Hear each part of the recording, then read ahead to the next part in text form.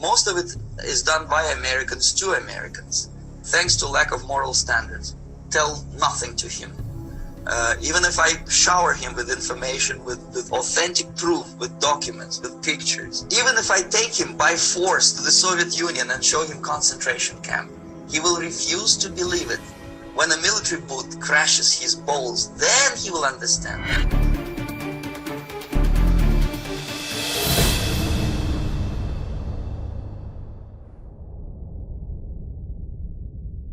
This is a simplistic UTT model of when we talk about the communists, what we're talking about. You have communists, real card-carrying members of the US Communist Party and communists from foreign nations here in the United States operating. But in a group, like if you see a protest in Portland, and when I say protest, what I mean is a violent communist riot, then what you have is probably if you have 1,000 rioters, you might have 100 communists, you might have 50 communists, but then you've got 950 useful idiots. And you know what the difference? Anybody want to guess what's the difference between a useful idiot and a card-carrying member of the Communist Party when they're squeezing the trigger of a weapon pointed at your head? The difference is there's no difference. So it doesn't matter when it comes to the actual stuff on the ground. Now, when we talk about controlled opposition, these are the people that are supposed to be protecting the community against these people. People like the Republican Party, which has not only not done that, they have regurgitated communist narratives, which advances the communist movement, like America is systemically racist, or that climate change is the biggest threat to America's national security, or fill in the blank. Now, some of you may have heard of Yuri Bezmenov. Bezmenov worked for the KGB, Soviet, and his expertise was bringing down countries, turning them communists. In 1970, he defected to Canada and began, at the request of his hosts, sharing with the intelligence community how they did what they did. And then eventually he began teaching classes to intelligence officers, some of which was filmed and is on YouTube. But he said, basically, there's a 4-phase approach. You demoralize the community, you demoralize them. You take Christianity out, you take prayer out, you take God out, you destroy Christianity in the community. You destabilize the community by bloating the government and expanding federal control. Then you create a crisis, then you step in and you fix the crisis and you normalize it. And Yuri Bezmenov said, the highest art of warfare is not to fight at all, but to subvert anything of value in the country of your enemy until such a time that the perception of reality of your enemy is so screwed up to such an extent he does not perceive you as the enemy. You can take your enemy without a single shot being fired. Let's listen to Yuri Bezmenov. Ideological subversion is the process which is legitimate, overt, and open. You can see it with your own eyes. All you have to do, all American mass media has to do, is to unplug their bananas from their ears, open up their eyes, and they can see it. To change the perception of reality of every American to such an extent that despite of the abundance of information, no one is able to come to sensible conclusions in the interests of defending themselves, their families, their community, and their country. It's a great brainwashing process which goes very slow, and it's divided in 4 basic stages. The first one being demoralization. It takes from 15 to 20 years to demoralize a nation. Why that many years? Because this is the minimum number of years which requires to educate 1 generation of students in the country of your enemy, exposed to the ideology of the enemy. In other words, Marxism-Leninism ideology is being pumped into the soft heads of at least 3 generations of American students without being challenged or counterbalanced by the basic values of Americanism. American patriotism. The result you can see. Most of the people who graduated in the 60s, dropouts or half-baked intellectuals, are now occupying the positions of power in the government, civil service, business, mass media, educational system. You cannot get rid of them. They are contaminated. They are programmed to think and react to certain stimuli in a certain pattern. You cannot change their mind, even if you expose them to authentic information, even if you prove that white is white and black is black, you still cannot change the basic perception and the logic of behavior. In other words, these people, the process of demoralization is complete and irreversible. To get rid of society of these people, you need another 20 or 15 years to educate a new generation of patriotically minded and common sense people who would be acting in favor and in the interests of the United States society. These are the very people who would be marked for extermination in this country. Most of them, yes, simply because the psychological shock when they will see in future what the beautiful society of equality and social justice means in practice, obviously they will revolt. They will be very unhappy, frustrated people. And the Marxist-Leninist regime does not tolerate these people. They will join the links of dissenters, dissidents.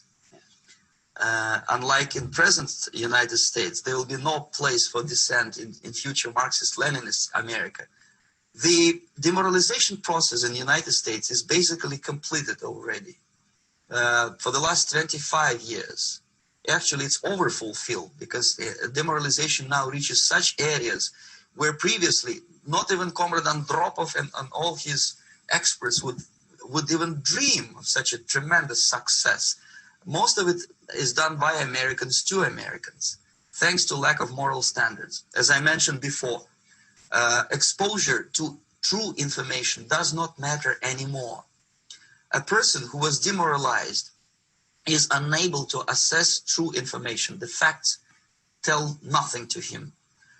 Even if I shower him with information, with authentic proof, with documents, with pictures, even if I take him by force to the Soviet Union and show him concentration camp, he will refuse to believe it until he is going to receive a kick in his fat bottom. When a military boot crashes his balls, then he will understand, but not before that. That's the tragic of the situation of demoralization. The next stage is destabilization, and it takes only from 2 to 5 years to destabilize a nation. What matters is essentials: economy, foreign relations, defense systems. The influence of Marxist-Leninist ideas in the United States is absolutely fantastic. I could never believe it 14 years ago when I landed in this part of the world, that the process will go that fast. The next stage, of course, is crisis. It may take only up to 6 weeks to bring a country to the verge of crisis. You can see it in Central America now. And after crisis, with a violent change of power, structure, and economy, you have so-called the period of normalization. It may last indefinitely. Normalization is a cynical expression borrowed from Soviet propaganda. When the Soviet tanks moved into Czechoslovakia in '68, Comrade Brezhnev said, now the situation in brotherly Czechoslovakia is normalized. This is what will happen in the United States if you allow all these schmucks to bring the country to crisis, to promise people all kind of goodies and the paradise on earth, to destabilize your economy, to eliminate the principle of free market competition, and to put a big brother government in Washington, D.C., with benevolent dictators like Walter Mondale, who will promise lots of things, never mind whether the promises are fulfillable or not. He will go to Moscow to kiss the bottoms of new generation of Soviet assassins, never mind. He will create false illusions that the situation is under control. Situation is not under control. Situation is disgustingly out of control. Most of the American politicians, media, and educational system trains another generation of people who think they are living at a peacetime. False. The United States is in the state of war, undeclared total war against the basic principles and the foundations of this system. But you don't have to be paranoid about it. What actually happens now, that unlike myself, you have literally several years to live on unless the United States wake up. The time bomb is ticking. With every second, the disaster is coming closer and closer. Unlike myself, you will have nowhere to defect to, unless you want to live in Antarctica with penguins. This is it. This is the last country of freedom and possibility. How is it that they get people to such a state where they can see facts? And many of you have probably experienced this when discussing current events with friends and family. The facts are in front of their face and they can't process it mentally. Why? Well, let me explain to you why. And you need to understand that the enemy understands this, is that, and our founders knew this, that reason, critical thought, liberty, and science are all married to Christianity and always have been. When you pull out of that center, you pull God and the Christian worldview out, and principles of Christianity, the teachings of Jesus Christ out, then all that other stuff falls away. And then people can literally be walked to concentration camps and still won't believe it until the heavy boot, right, kicks them right in their you-know-whats.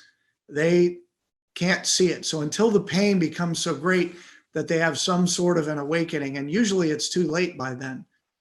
That's how this works. That's the kind of warfare we have been up against and have lost. We lost this massive battle that we've been in for the last 100 years. We lost. And so the question is, in the counter revolution, can we get it back? So Belladad said that, two phases that the communist takes over. One is control of money, right? And two is the control of the language. They are fast taking over all nice words and all nice language of the Christian world, taking them to themselves and giving them new connotation. So when they talk to the world, they are saying one thing which is understood by their followers, but to our ears, it sounds like things we should be saying. So controlling the language. Normally, I'd like to do a little bit longer piece, but for time's sake, I just want to say a couple things about this. When we do our 2-week Train the Trainer program, this book, Abusive Language, Abusive Power, is a required read during the course. It's not a long book. And it's written by Joseph Pieper, who gave Cardinal Ratzinger, who became Pope Benedict XVI, his doctorate in philosophy. And he was a German philosopher who watched the Nazis use language to manipulate the people. And then Joseph Pieper started seeing the communists doing the same thing. So he wrote this book to say manipulation of language is the manipulation of power. And here's the premise. For you and I to communicate with each other, for it to actually be a communication between us, it has to have two things. It has to be interpersonal, and it has to be rooted in reality, meaning reality and truth. And if one of those is not there, then it isn't that. So when I lie, and the examples I always use is like if I go into a job interview and I fluff up my background, which makes me look like a better candidate, I'm no longer communicating with this person. I am manipulating them so they will do something that's usually something beneficial to me.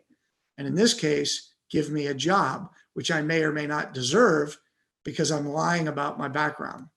Take it to a national level. If we look at the bottom, or start with the top box, instead of genuine communication, when the word becomes corrupted and the communication is not rooted in reality and truth, then domination, he says, is too benign a term. We should think of words like tyranny and despotism. Then in the second box at the bottom, he says public discourse. The moment it becomes basically neutralized with regard to a strict standard of truth, stands by its nature ready to serve as an instrument in the hands of any ruler to pursue all kinds of power schemes. Public discourse itself, separated from the standard of truth, creates on its part, the more it prevails, an atmosphere of epidemic proneness and vulnerability to the reign of the tyrant. Serving the tyranny, the corruption and abuse of language becomes better known as propaganda. Welcome to the United States 2021. There you have it. So it is critical that these two real concepts, these realities, are understood. That Christianity teaches that God himself is truth, that Jesus himself is truth, that the Holy Spirit is truth, and that they are three in one God. And married to that then is reality.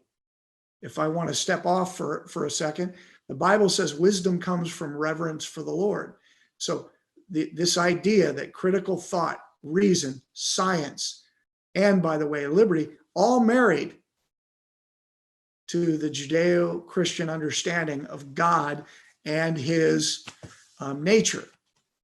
So when you pull him out, or if you remember my little pyramid I made before, if you pull that out, all this comes down and people cannot see facts.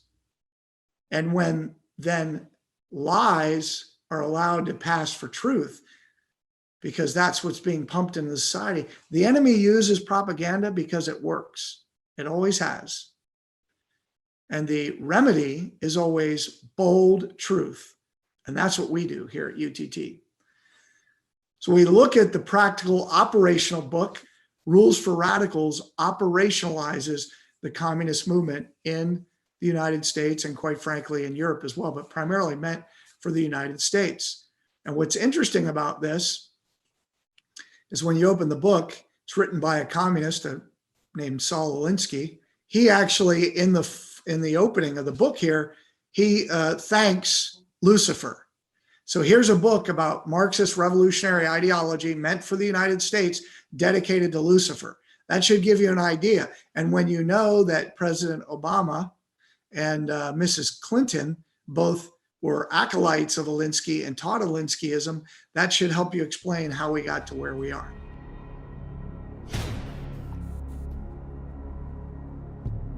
This is West Point's graduation day about 6 years ago. Now, the good news is it took a year for the Army to punt that guy like a bad football out of the Army.